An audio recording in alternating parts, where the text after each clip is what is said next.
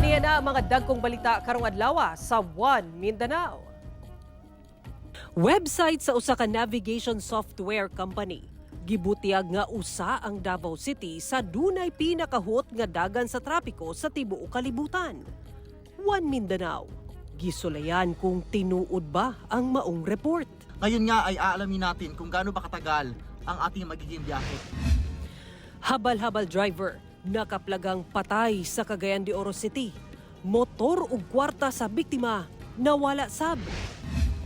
17 anyos nga lalaki gidunggab sa laing 17 anyos nga lalaki sulod sa usa ka internet cafe sa General Santos City.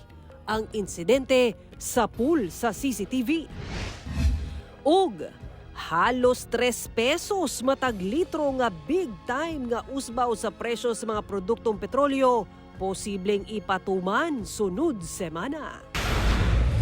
Ito ang GMA Regional TV 1 Mindanao.